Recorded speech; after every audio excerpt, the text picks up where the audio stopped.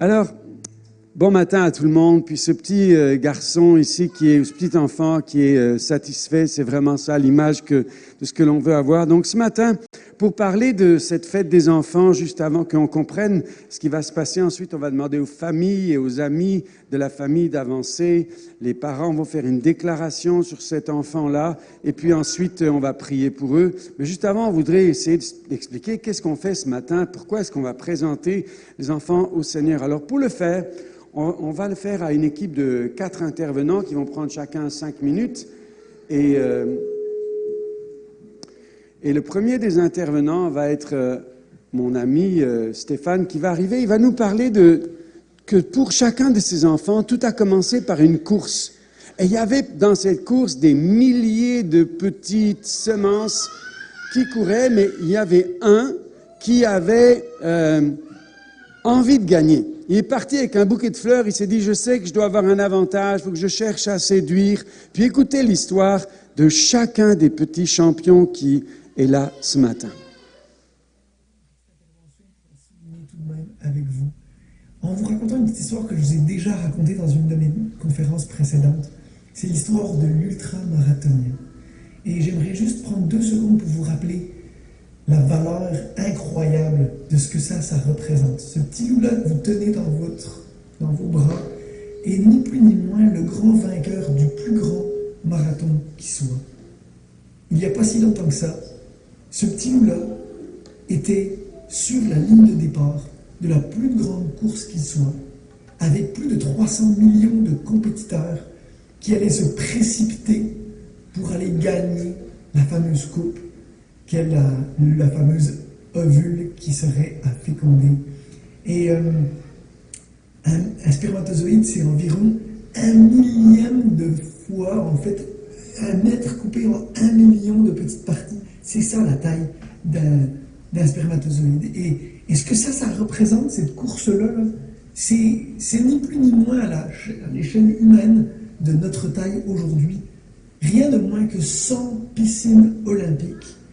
Et contrairement aux piscines olympiques, déjà que ça sonne loin comme distance à nager, là, on réalise rapidement, ou en tout cas les spermatozoïdes réalisent rapidement que c'est pas un long fleuve tranquille, tout beau, tout clair, comme l'image que vous voyez là. Au contraire, ils se précipitent dans un terrain hostile. C'est ni plus ni moins le plus grand Hunger Game qui soit. Et non seulement ils n'ont aucune espèce d'idée de la direction à prendre et que la moitié déjà va mourir à l'extérieur du col, mais comme vous le savez, le milieu dans lequel les spermatozoïdes se retrouvent est un milieu ultra toxique. Effectivement, la couche du vagin de la mère est plutôt très acide. Et si les spermatozoïdes se perdent ne serait-ce que quelques instants, la petite couche basique autour de leur capsule protectrice va devenir de plus en plus fine et finalement ils vont tous mourir avant même de se rendre au col qui, comme vous le savez, est fermé la plupart du temps dans un cycle menstruel. Mais malgré ça, la moitié environ va se retrouver à la porte du col et va se retrouver en train de rentrer à l'intérieur de cette porte qui, par miracle, est ouverte cette fois-ci. Et vous voyez qu'il y a plein de petites cryptes, plein de petits trous dans lesquels les spermatozoïdes vont se perdre. Et vous savez que plus ils perdent de temps, plus leur couche diminue et plus les chances sont qu'ils décèdent avant de se rendre. Et certains, peut-être la moitié encore de ce que vous venez de voir là, comme chiffre, là, vont finalement réussir à passer cette grande porte-là et se retrouver dans l'utérus. Et dans l'utérus, il y a toutes sortes d'ennemis qui vont attaquer, dans le fond, ces spermatozoïdes-là, des macrophages, comme dans le système immunitaire, qui viennent attraper et manger ces spermatozoïdes. Et évidemment, ils vont se retrouver face à la plus grande décision qui soit, c'est-à-dire décider d'aller à gauche ou à droite. Et évidemment, une autre moitié va disparaître parce qu'ils se trompaient de bord. Mais une proportion va réussir à choisir le bon terrain et se retrouver à ce moment-là dans la trompe. Dans la trompe, il ne reste environ que 12 500 spermatozoïdes qui vont se précipiter encore là avec espoir de tomber sur le prix. Une fois que le prix est en vue, il ne reste environ que 2500 spermatozoïdes et malheureusement, à l'arrivée, plus que 55.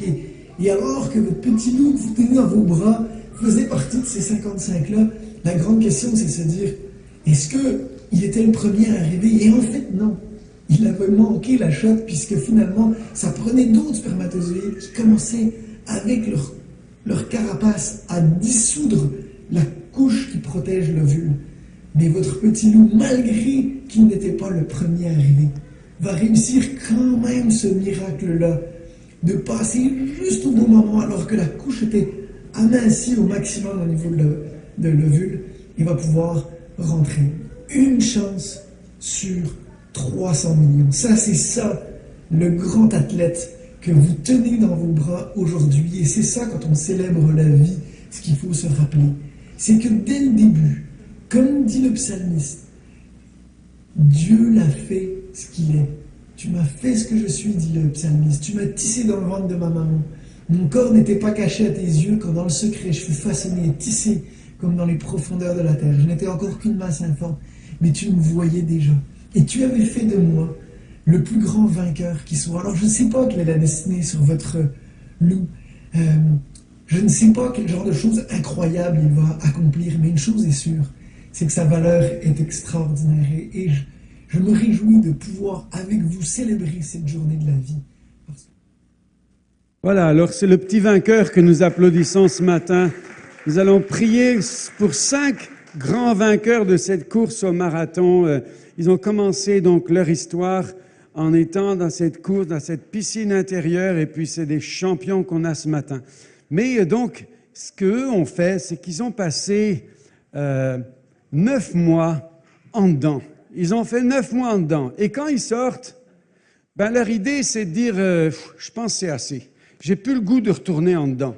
C'est pourquoi j'ai demandé à mon ami Désiré, qui lui travaille à la prison, d'aller interroger les détenus et savoir qu'est-ce que les parents devraient ne pas faire pour pas que leur enfant retourne en dedans. Donc je vais laisser la parole à Désiré quelques minutes qui va nous partager ça. Je vais prendre juste quelques minutes j'ai eu du plaisir à pouvoir juste échanger avec quelques personnes. Et il y a eu plusieurs choses qui sont partagées, mais il y a eu 3 choses qui revenaient constamment et que pour moi, c'est un beau résumé. Et que j'ai intitulé les 3A. La première chose qu'ils ont nommée, c'était l'absence ou l'abandon. Pour eux, ils disent, lorsque plusieurs avaient vécu l'abandon ou l'absence des parents, ou d'un père, et l'absence a plusieurs visages. Il peut être là sans être là, et il peut être présent et avoir abandonné son rôle aussi. Donc, il y en avait plusieurs qui avaient vécu ça, ou qui vivaient vraiment l'absence ou la complète là, des parents. Un deuxième élément qui était ressorti aussi était malheureusement les abus. J'aime tellement quand la Bible dit « Parents, n'héritez pas vos enfants ». Et il y a toutes sortes d'abus que les parents peuvent faire à l'égard des enfants. Et ça n'a pas été quelque chose d'extrêmement aidant pour plusieurs. Et c'était difficile à porter pour plusieurs. Abus physiques, abus de tout genre, abus pour casser le caractère ou la personnalité. Et puis, pour les parents, peut-être pour certains, ils étaient tellement bien intentionnés en disant qu'ils avaient l'intention de ne pas de pouvoir casser le caractère parce que l'enfant était trop rebelle, ou il fallait casser tous ces aspects, mais qui, en fin de compte, a créé, a brisé le détenu qui est devenu, qu'il est aujourd'hui. Et pour lui, il considère ça comme des abus. Le troisième élément était vraiment toute l'atmosphère amère, où il y a de l'amertume. Il y en a plusieurs qui disent qu'ils ont grandi dans des milieux où est-ce qu'il y avait vraiment énormément d'amertume. Donc des problèmes parentaux non réglés qui ont amené un climat ou une atmosphère très amère à l'intérieur d'une maison, et qui a complètement amené un climat toxique. Et ces éléments-là sont ressortis lors de mon échange. Merci beaucoup, Désiré, de nous enseigner et nous avertir sur les dangers pour les parents ici, puis ayant été parent moi-même, il y a des moments où quand ils parlaient, je dis « Oh, que Dieu nous fasse grâce ». À l'inverse de ça, nous avons ce matin une petite fille qui va venir nous raconter comment est-ce qu'elle a grandi dans un milieu où papa et maman ont favorisé sa croissance. Est-ce que vous la reconnaissez ici? Alors je lui laisse la parole pour qu'elle nous dise qu'est-ce que papa et maman ont apporté dans sa vie, qui l'ont amené vers Jésus. Bonjour, alors moi je m'appelle Sandrine et puis j'ai 8 ans et puis en fait moi ce que j'aime bien avec mon papa et ma maman c'est que le soir et mes frères et sœurs on prend du temps pour prier, et lire la Bible et puis chanter et puis en fait on est beaucoup de frères et sœurs, on est 6 alors chacun on peut choisir un chant et chacun on peut prier et on se couche tard et moi j'aime pas dormir alors j'aime bien ça. Et puis aussi, on chante beaucoup de chansons toute la journée. Mon papa et ma maman, ils ont acheté des super CD qu'on écoute dans la musique, dans la voiture, et puis aussi à la cuisine. Alors, on aime bien chanter des chants. Tu connais le CD de Combat le bon combat? Parce que moi, j'ai chanté dedans même. Et puis aussi, Entre Nours, tu sais, les nounours, c'est un super CD pour les enfants. Et puis aussi, qu'est-ce que j'aime bien, c'est mon papa et ma maman, ils m'ont acheté plein de livres parce que moi j'aime bien les livres. Et puis c'est des gens, c'est vraiment dingue. Hein. Tu sais, tu connais Georges Muller. Georges Muller, il s'est occupé de centaines et de milliers d'orphelins et il avait des fois pas de sous et il priait et Dieu il lui donnait tout. Hein. Et même moi, un jour quand je serai grande, je serai missionnaire parce que j'ai lu plein de livres trop cool de missionnaires. Et puis aussi, une autre chose que j'aime trop que mon papa et ma maman, ils ont fait, c'est qu'on a fait des camps. Mais pas juste un camp où ils m'envoyaient toute seule faire un camp de jour. Un camp où on allait toute la famille. Et même qu'une fois, après le camp, mon papa, il a arrêté de fumer. Et même qu'une autre fois, à un camp, j'ai vu ma maman, elle était drôle. Elle était pleine de joie, mais c'était pas comme la joie d'habitude. Là, ça, c'était vraiment la joie de Dieu. Mais moi, quand j'ai vu ma maman comme ça, j'ai dit, moi, je veux la même chose. Et puis moi, j'ai aussi choisi de donner ma vie à Dieu dans un camp. Et c'est vraiment trop bien de faire des camps en famille avec tous mes frères et sœurs. Et puis, même que quand je serai grande, je pense que je vais aussi faire monitrice de camp parce que c'est trop bien de faire des camps.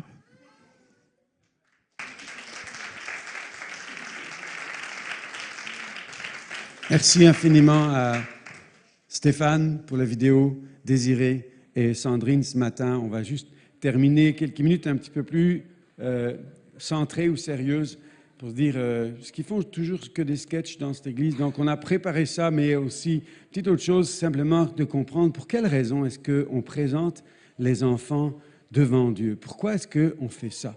On fait ça parce que très souvent dans notre culture, on a entendu qu'on allait baptiser nos enfants à cause, pourquoi on baptise les enfants? Quand on les baptise, on dit toujours pour effacer le péché originel.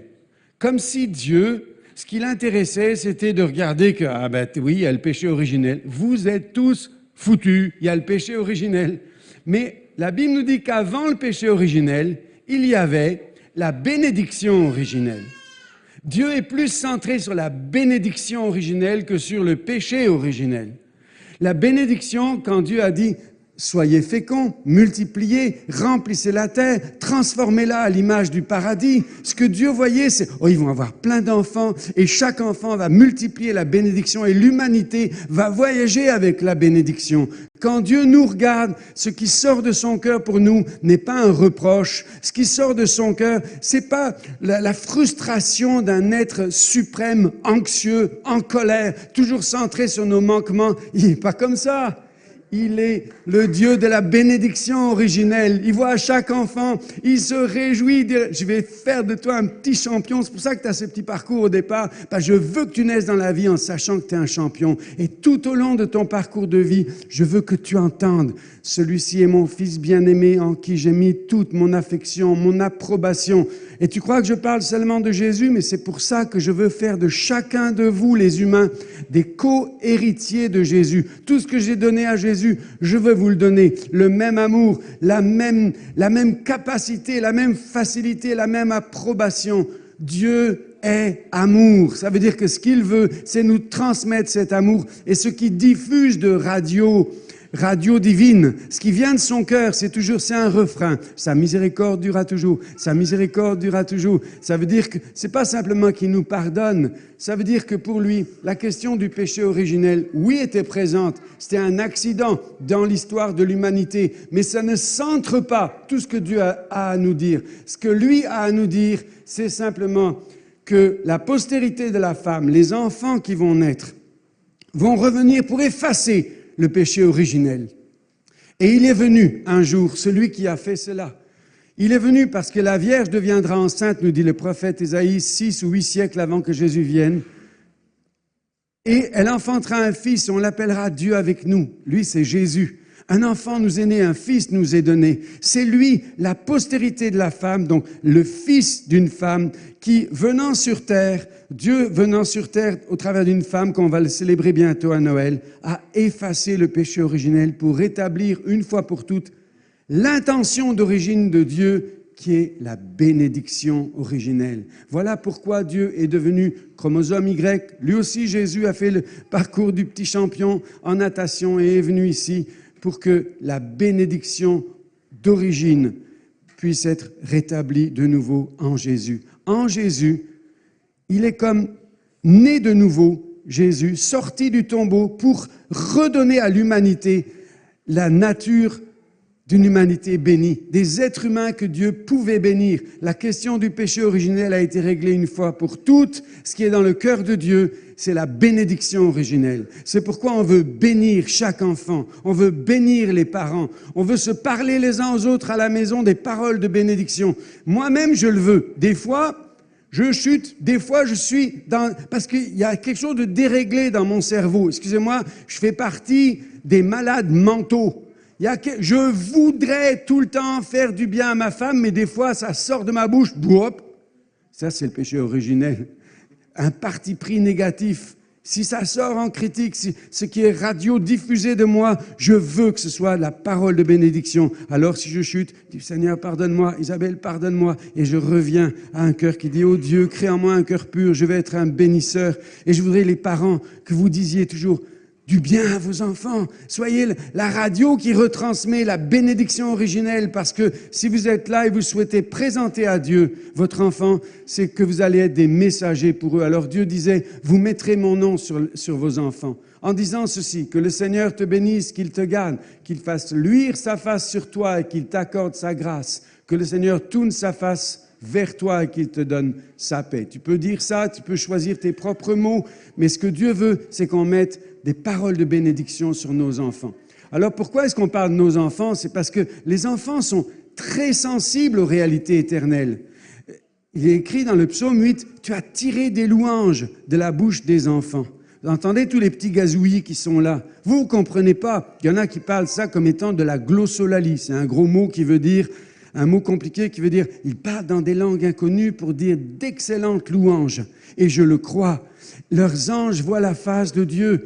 C'est extraordinaire. Pourquoi les parents sont là? Pour s'engager simplement. Moi, je veux être l'écho de la bénédiction originelle pour mes enfants. Je veux qu'à la maison, il n'y ait pas les abus, l'amertume. Je veux qu'à la maison, il n'y ait pas non plus une absence. On veut être présent pour lui. Et tout au long de sa vie, lui dire, deviens qui Dieu a voulu que tu sois, parce qu'on va être l'écho de la bénédiction éternelle. Et pourquoi ça se passe dans la communauté? Parce que nous voulons être des témoins. On veut aider aussi ces petits-enfants à entendre d'autres humains qui, pas simplement partout, en dehors, on entend des fois des choses négatives, mais d'autres humains qu'à la maison, qui vont répéter des belles choses sur toi. On veut continuer, nous aussi, à être une bénédiction et prononcer. Bon, d'accord. Il me dit, bon, on y va? Alors oui, on va passer maintenant au premier de ces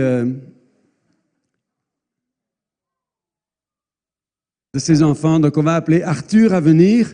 Et Arthur, si tu veux bien amener papa et maman avec toi, papi, mamie, et tous les amis qui sont là. On voudrait recevoir ici le beau clan familial. Mettez-vous ici, là, en plein, ou en haut. En haut, c'est encore mieux. En haut, non, c'est encore mieux. C'est encore. Vous préférez qu'il soit en haut ou en bas? C'est bon, c'est voté. C'est voté, vous êtes élus. Par contre, ce que je voudrais, c'est que vous soyez au centre pour qu'on puisse bien prendre la photo. Si certains parmi les amis voulaient prendre des photos ici, on a Florent qui est notre photographe, mais si d'autres veulent aussi prendre les photos dans les familles, vous pouvez, c'est le moment. Merci beaucoup. Merci beaucoup, Marcel, d'enlever ça. Allez-y, allez-y. Ah, c'est très bien que vous preniez trop de place. Le stage est grand, vous pouvez y aller. Non, je n'ai plus besoin de la table. Si, j'ai besoin de la table. Excuse-moi, mais je peux la mettre. Ça, oui.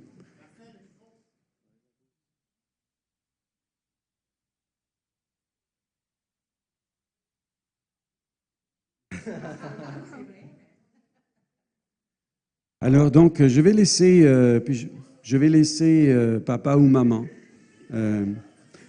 dire un mot à Arthur. Mais juste avant, j'aimerais qu'on puisse dire, ça prend tout un village d'élever un enfant. Et j'aimerais qu'on applaudisse ce beau village ici qui va aider. J'aimerais qu'on remercie les grands-parents aussi et tous ceux qui ont accompagné, parce que c'est la fête d'Arthur aujourd'hui, mais c'est aussi votre fête, c'est aussi votre honneur ici qui est manifesté. Donc. Bon, j'espère que je ne serai pas trop émotive. Tiens ton papier. Il est rebelle, il boucle. Oui, parfait. Je pleurais en l'écrivant, alors faites pas trop d'attente. OK. Arthur, je croyais déjà en Dieu avant de te donner naissance. Ensuite, tu es venu au monde et je me suis mise à me demander comment on peut nier l'existence de Dieu après avoir vu naître la vie du tout début de la grossesse au premier souffle. Te voir grandir, apprendre à connaître ta petite personnalité déjà bien présente, tout cela me permet aussi de voir Dieu un peu plus chaque jour, d'être témoin de la magnifique complexité de sa création. Dans les toutes petites choses, le Seigneur dévoile sa grandeur. C'est là que ça se course. Déjà, tes émotions nous font presque pleurer. Arthur, ton père et moi souhaitons demeurer pour toi un témoignage en t'accompagnant dans ta marche personnelle avec Dieu, mais aussi en te laissant voir Jésus à travers nous. Nous nous engageons envers toi à t'encourager à découvrir tes propres dons et talents et à te laisser l'espace pour le faire. Mon fils, sache toujours que tu existes dans cette communauté. Ce monde est un monde pour les enfants comme toi.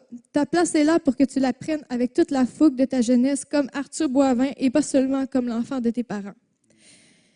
Que personne ne méprise ta jeunesse, mais sois un modèle pour les fidèles en parole, en conduite, en amour, en foi, en pureté, dans 1 Timothée 4:12. Nous nous engageons envers toi à t'enseigner la Bible, à accueillir tes questionnements qui forcément existeront tôt ou tard, à te pousser à chercher la face de Dieu pour qu'à ton tour, il change ta vie comme un jour il a changé la nôtre. Tu apprendras rapidement que le monde dans lequel tu existes est sombre, que la douleur est omniprésente et que des milliers de cœurs se brisent chaque jour. Face à cette réalité, nous souhaitons pour toi 2 choses. Que tu puisses être une lumière dans les ténèbres, puis, lorsque c'est ton cœur qui se brisera parfois, que tu ne doutes jamais qu'il y a un grand Dieu prêt à te consoler.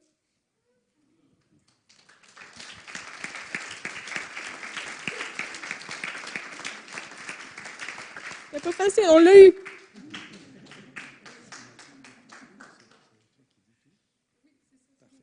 Superbe. Je vais inviter Solène et Chantal à nous rejoindre. Et Solène va prier au nom de l'équipe pastorale pour les parents, mais surtout pour Arthur, qu'on est heureux d'accueillir ici. Arthur, tu es un héros. Tu es un héros pour nous. Tu ne le sais peut-être pas encore, mais tu es un grand chef. Donc Solène va prier pour toi et pour les parents, et Chantal va finir. Ça me fait plaisir de prier pour vous. Puis je vous demande, pendant que je prie avec toute la famille, de vous joindre à moi, puis qu'on appelle la bénédiction de Dieu sur cette belle famille. Seigneur Jésus, merci. Merci pour la vie que tu as fait naître dans ce foyer. Merci parce que bien avant que Arthur arrive, la vie était déjà dans ce foyer, parce que tu y es dans ce foyer, parce que tu habites le cœur de Lauriane, le cœur de Mathieu. Et Seigneur, merci parce que cette vie a donné naissance à une autre vie, Arthur. Et Seigneur, on veut te remercier pour cette bénédiction que tu leur as accordée, ce miracle que tu leur as accordé. Et ce matin, avec l'Assemblée, avec la famille qui est réunie, on veut te prier pour une bénédiction particulière sur la vie de ce bébé, de cet enfant qui va grandir. On te prie, Seigneur, pour qu'il soit gardé, pour qu'il puisse lui aussi découvrir ta vie et que ses parents puissent être ce témoignage, ces témoins de cette vie et de cet amour que tu es.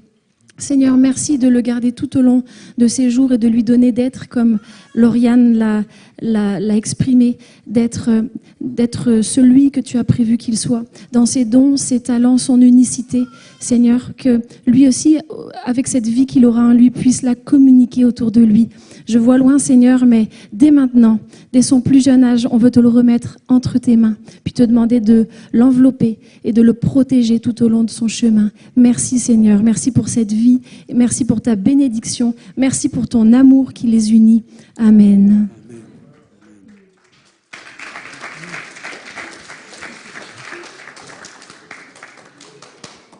Alors, je veux tout simplement me joindre à la prière de Solène pour, au nom du département des Kids, s'engager auprès de toi, Arthur, à t'accompagner les dimanches matins, à t'entourer, à te remplir d'amour, puis de s'assurer en tant qu'équipe qu'on puisse te donner toute la place pour trouver ta place à l'Église à toi.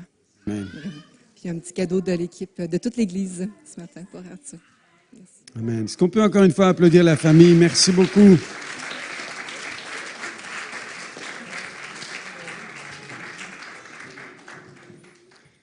Alors, les kids se réjouissent beaucoup d'avoir un nouvel ami, un nouveau qui vient ici. Puis ce matin, on a aussi le privilège d'avoir 3 qui vont venir. Et je vais appeler Fanny, David et toute la famille. Oui, c'est Michael, t'as vu ça? Michael qui va monter ici avec papa, maman. Et puis Jade, et puis Olivia qui est dans les bras de maman. Et la famille va aussi monter. Et Isabelle, tu vas aussi venir, ainsi que Chantal, si vous voulez bien, sur le stage. Comme ça, vous pourrez ensuite prier après. Oh, mais t'es fort, toi, hein? Ça se voit que t'es un champion, hein? Bienvenue à vous. Content que vous soyez là et qu'on puisse accueillir vos amis, la famille. Vous restez au centre, puis vos amis vont se mettre de côté. Comme ça, papa, maman et les 3 enfants sont là. Super. Jade, Michael, Olivia. Donc, je ne sais pas s'il y a un de vous deux qui veut dire quelque chose aux enfants.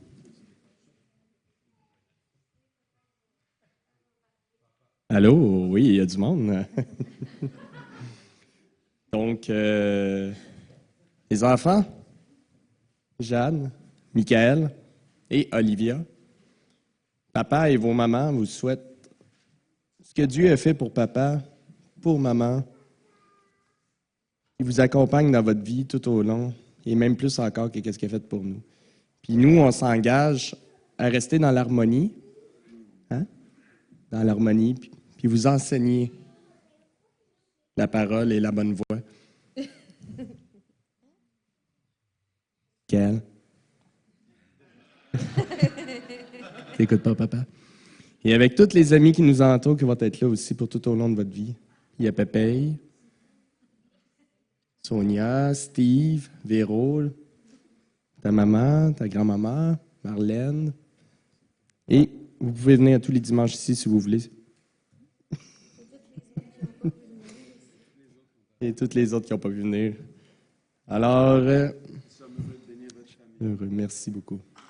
Merci Philippe, c'est votre journée. J'aimerais commencer par Jade. Je vais prier pour toi, Seigneur. Je te prie pour que, toi qui connais Jade, tu connais ses besoins. Tu connais son besoin d'amour, son besoin aussi de te découvrir. Et je prie, Seigneur, pour que tu viennes l'entourer dans sa vie, que tu puisses comme mettre une lumière en elle et qu'elle puisse grandir devant toi. Seigneur, merci de la garder, de la protéger tout au long de sa vie, au nom de Jésus. Amen. Michael, je vais prier pour toi si tu veux. Je prie pour toi. Je prie, Seigneur, pour Michael et je te remercie pour la vie qui est dans Michael. Et je prie, Seigneur, que cette vie soit vraiment gardée, protégée, que le bonheur l'entoure, qu'il puisse grandir devant toi et te connaître la joie qu'il y a de recevoir ton amour au nom de Jésus. Garde-le jusqu'à la fin de sa vie. Amen. Amen. Et Seigneur, merci beaucoup pour Olivia, pour ce bébé qui grandit. Seigneur, je prie pour que tu lui donnes cette sensibilité à à ton amour, à la joie, cette sensibilité à ta présence. Seigneur, merci que son cœur puisse battre auprès de ton cœur. Et Seigneur, je prie pour que vraiment elle soit comme inondée, irradiée de ton amour. Au nom de Jésus. Amen. Et je veux te prier pour les parents et pour la famille, et particulièrement aussi pour les parents, pour que tu leur permettes de communiquer cet amour de Dieu pour chacun de leurs enfants. Amen.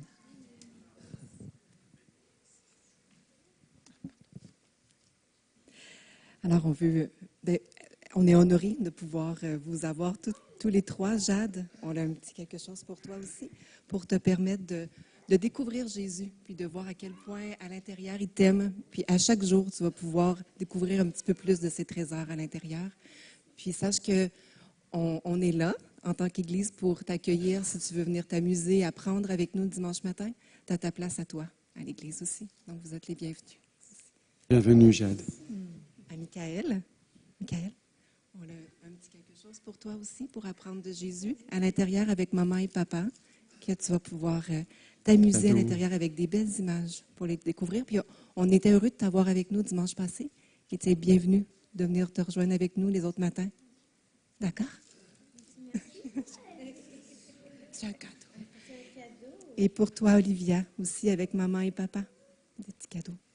Donc, merci. Puis on est là aussi pour vous, les parents, pour pouvoir passer des beaux moments entre nous aussi. Merci beaucoup. On peut applaudir cette famille-là. Merci aux amis qui sont venus aussi. Merci beaucoup.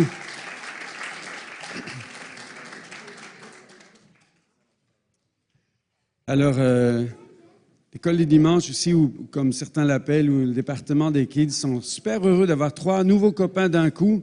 Et puis, c'est la fête, c'est l'abondance. Tu vas pouvoir le garder, le donner à Liliane. Et puis là, maintenant, on va avoir la joie de notre petit drôle, Benaya, qui est ici. Puis, on va appeler Sandrine, Jérémy, et puis les frères et sœurs de Benaya qui vont aussi venir.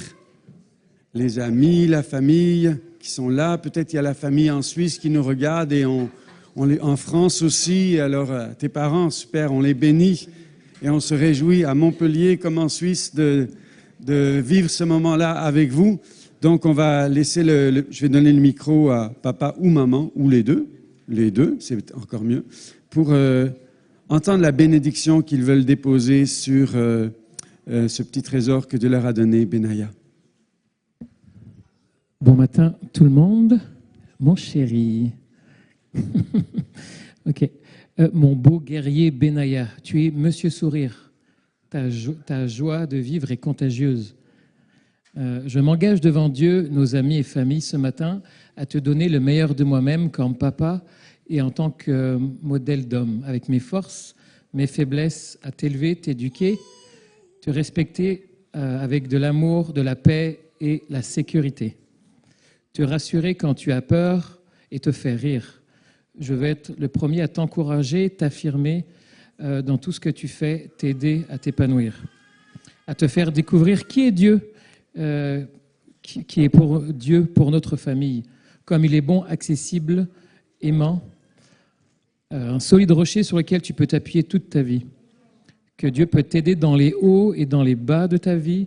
Je veux que tu saches que peu importe les difficultés de la vie ou les choses que tu auras à affronter, je serai là, toujours là pour toi, pour t'accueillir. Je t'aime, ton papa d'amour.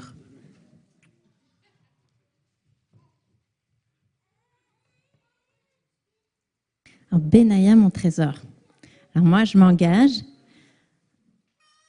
devant toi, devant nos amis, famille, notre Église, à t'élever et t'éduquer dans l'amour, dans la grâce, dans la paix, dans la joie. Je m'engage à être un bon exemple, à te donner un lieu où tu peux grandir, te découvrir Dieu, le monde, les autres, dans la sécurité, dans la liberté, dans le repos, un endroit où tu peux être toi. Et je sais que j'ai besoin de l'aide de Dieu pour ça, alors je m'engage à prendre soin de ma relation avec Dieu pour arriver à tenir mes engagements vers toi. Et ma prière pour toi est que tu deviennes un ami fidèle, loyal et courageux comme Benaïa dans la Bible. Et merci pour le cadeau de joie que tu es pour nous, pour le monde. Et je t'aime, mon fils.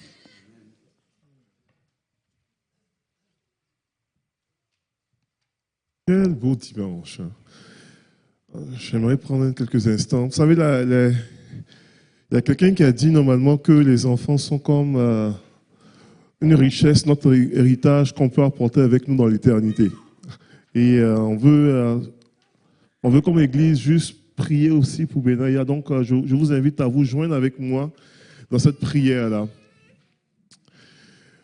Père, nous voulons te remercier pour la vie de Benaïa, pour ce don-là que tu nous as donné, Éternel. Et on veut prier pour ta grâce sur sa vie, ta faveur, ta bénédiction sur lui, et que tu puisses l'accompagner dans tout son processus de vie, et qu'il grandisse en statut, en sagesse, en croissance, en connaissance, et qu'il fasse des expériences, des belles expériences, peut-être des expériences qui va peut-être aussi être qui va être des leçons pour lui, et qu'il devienne, Seigneur, l'homme que tu l'appelles à devenir, qu'il puisse fleurir dans son caractère, dans sa personnalité, dans ce qu'il porte, dans ce que tu désires pour lui, dans ses œuvres préparées d'avance, dans le nom de Jésus. Je prie pour ses parents, je prie pour toute l'assemblée, Seigneur Dieu, afin qu'on puisse être des modèles aussi, des modèles en grâce, des modèles en joie, Seigneur, que nous allons communiquer en amour, Seigneur, que nous allons porter pour eux, Seigneur Jésus. Merci pour sa vie. Merci pour ton rêve pour lui. Merci pour ce qu'il va devenir. C'est dans le nom de Jésus que nous avons prié. Et qu'ensemble, on puisse dire un grand et fort Amen.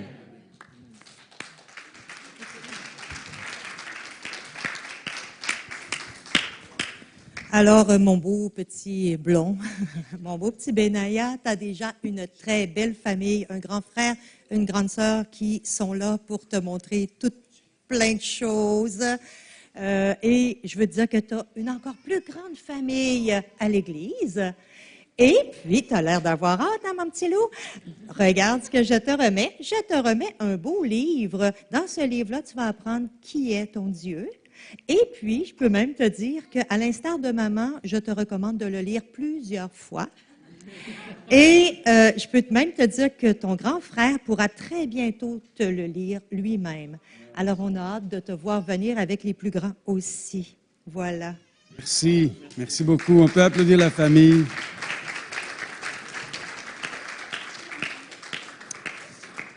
Et si vous avez, avec moi, apprécié que les enfants soient mis à l'honneur ce matin, sachez qu'il y a une façon très concrète de le faire en continuant à prendre soin d'eux les dimanches suivants. Et si c'est quelque chose qui vous intéresse de vous impliquer, vous pouvez venir trouver pendant l'apéritif Liliane, qui était la dame qui vient de prier ici, ou Chantal, qui a prié avant, ou quelqu'un ici pour dire comment est-ce que je peux m'impliquer pour aider les enfants. C'est tellement précieux et important pour nous. Alors maintenant, les enfants vont vous inviter en bas un vin d'honneur. L'apéritif est en bas. Vous allez avoir des personnes de l'accueil qui vont se tenir dans le lobby ici pour vous montrer où ça se passe. Donc les personnes de l'accueil, merci d'y aller pour faciliter. Vous connaissez la...